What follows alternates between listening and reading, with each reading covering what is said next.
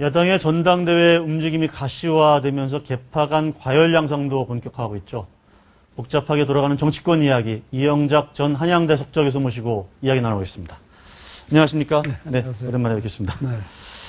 예, 요즘 한상진 서울대 교수하고 문재인 의원 그리고 네. 친노 측하고 막 다툼이 벌어지는 듯한 양상입니다. 지금 한상진 교수가 문재인 의원에 대해서 뭔가 좀 당하고 일체감이 없다 이렇게도 이야기를 했거든요. 그러니까 문재인 의원에 대해서 이제 부정적인 말씀을 하시는 건데, 네. 사실 그 문재인 의원에 대해서 부정적인 시각을 가지고 있는 분들은 당내에도 무척 많이 있는 걸로 알고 있습니다. 네. 그러니까 근데 이제 말의 내용 자체가 예. 예를 들어서 뭐 일체감이 없다 그러는데, 그럼 당의 정체성과 문재인 의원이 서로 일치하지 않는다는 얘기 아닌가요? 예. 네, 그럼 당의 정체성, 사실은 지금 민주당의 야당의 가장 큰 문제는 당의 정체성이 없는 게 문제거든요. 네. 근데 그 정체성이 한상진 교수가 얘기하실 수 있는지 모르겠어요. 한상진 교수가 지난 대선 평가 위원장을 맡아서 대선 직후에 네. 그때 대략 방향 제시했던 것 같은데요. 무슨 방향, 그게 알려져 있나요? 사람들이 알고 있나요? 뭐 잘 알려져 새정치민주연합 하면 딱 생각나는 게 뭐예요? 새정치민주연합. 네. 딱 생각나는 게 뭐예요? 뭐 여러 가지 친노도 생각나고요. 당권 투쟁도 생각나고. 네. 또 뭐가 있을까요? 예. 그러니까 이 정당이 뭐 하는 정당이라는 게 생각나요? 당의 정체성이 잘 그려지지 않는다 이 네. 말씀이죠. 그렇죠. 네. 그러니까 이게 왜 그런가 하면요. 과거에 그 민주주의를 쟁취하기 위한 투쟁을 할 때는 즉 민주주의를 하기 위해서 우리는 한다. 네. 이런 하나의 목표가 있었다고요. 그리고 DJ가 대통령 되고 나서는 정말 그 남북관계 개선이 굉장히 중요한 네. 걸로 떠올랐다고요. 그 다음에 노무현 대통령 당시에 실제로 그걸 했는지 아닌지 모르지만 서민이었단 말이에요. 네. 근데 지금은 저 정당이 뭐 하는 정당이지? 네. 완전히 정체성을 잃어버렸습니다. 아. 그게 굉장히 심각한 문제예요. 그러니까 네. 지금까지 보면요, 지난 대선 이후에 제일 먼저 정부 조직법 반대했죠. 네. 그리고 그거 이제 어떻게 타결되고 나서 그 다음에는 NLL 대화록이었다고요. 네. NLL 대화록에서 참패하고 그 다음엔 국정원 댓글, 네. 그 다음에 철도 노조 파업, 네. 그 다음에 세월호라고요. 예. 항상 그 이슈 하나에 매달려서 온 정당이 그거에 매달려 있었지. 그때 벌어지는. 네. 그렇죠. 이 우리나라가 어디로 가야 되느냐. 네. 그런 것에 대해서는 전혀 의견이 없잖아요. 정체성이 없잖아요. 그러니까 아직 대선이 멀리 남아 있지만 이런 정책을 펼칠 수권 정당이다. 이런 모습을 잘 보여주지 못하고 있다. 전혀 보여주지 못하고 네. 있죠. 거기다 또 이제 세월호 침몰하는 세월호라고 그랬는데 네. 세월호 같다. 네, 세월호 같다 그랬죠. 예. 그런데 그것보다는 소용돌이에 빠져서 헤어나오지 못하는 그런 모습을 보이고 있죠. 어디로 가야 될 빠져서 길을 못 찾는 길을 못 찾고 있는 모습이죠. 어디로 네. 가야 될 예를 들어서 중도로 가자 하는데 중도에 가서 중도에서 뭘 할 일이 있어야 될 거 아니에요. 그렇죠. 뭔가 내놔야죠. 네, 중도로 가서 뭘 하겠다. 네. 그게 없잖아요. 네. 그러니까 지금 이게 중도로 가면 자기네들이 뭘 해야 될지 모르고 생각도 해본 적 없고 좌파로 더 갈래니 그거는 통진당이 지키고 있고 네. 그러니까 갈 데가 없는 거예요. 네. 그러니까 저렇게 될 수밖에 없는 거예요. 문재인 의원이 당권 도전을 준비하고 있다. 네.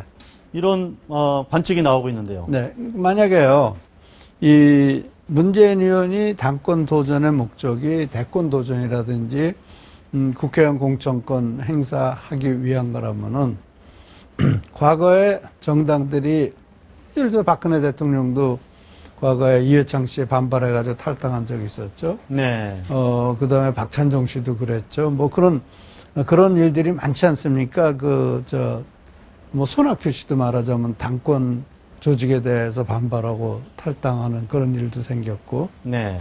근데 이제 이번에 그런 일이 발생하게 될 경우에 이 새정치민주연합에서 어떤 사태가 벌어지겠느냐, 당이 분열이 되겠느냐, 뭐 예를 들어 정대철 씨가 얘기한 대로 중도신당이 생기겠느냐. 네. 또 거기도 고민이에요. 이런 거 하면은 지도자가 없잖아요. 네. 중도의 지도자가 없단 말이에요. 네. 그렇다고 해서 그럼 문재인 씨가 당을 이끌고 나갈 능력이 있느냐?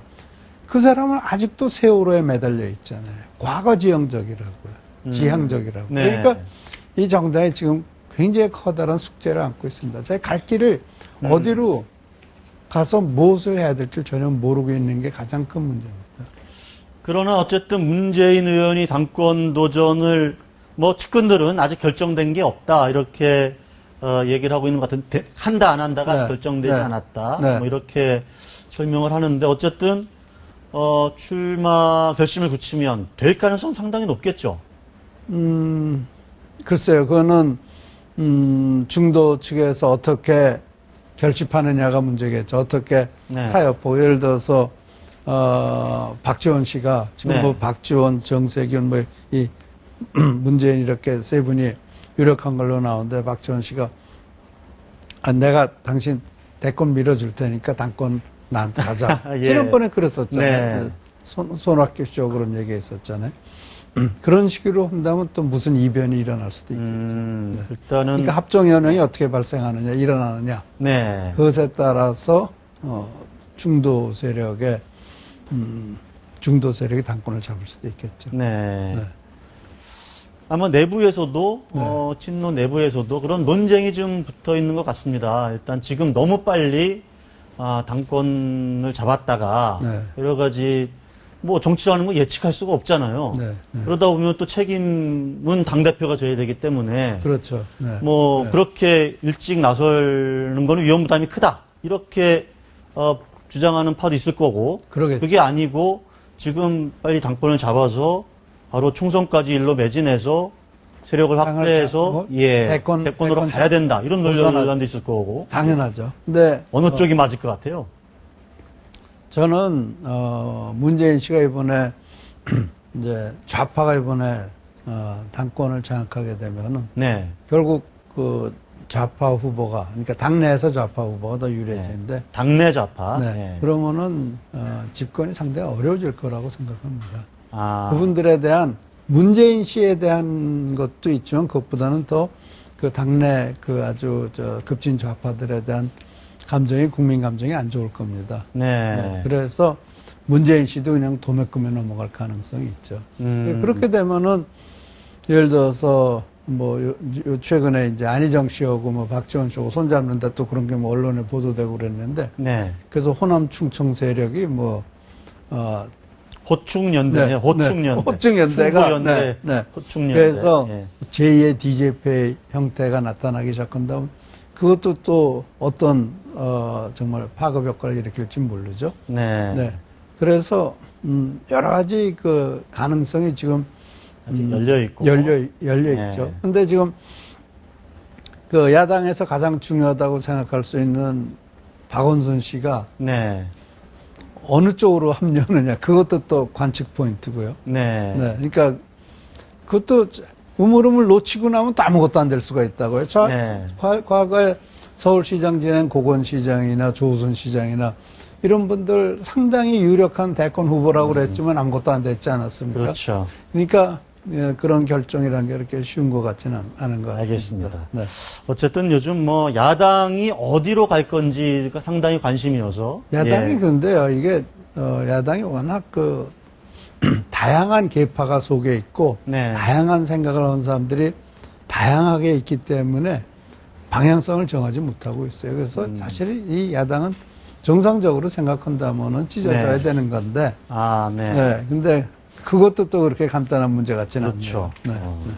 뭐 찢어진다면 또 뭐 뛰쳐나가는 세력의 구심점은 누가 될지 뭐 이런 것도 여러 가지 뭐 정리가 돼 있어야 되는데 아직도 그게 보이지 않고. 그렇지. 네. 이제 그 분열이 되려면 내년 여름까지는 분열이 돼야 되거든요. 또 국회 선거가 네. 있으니까요. 그렇죠.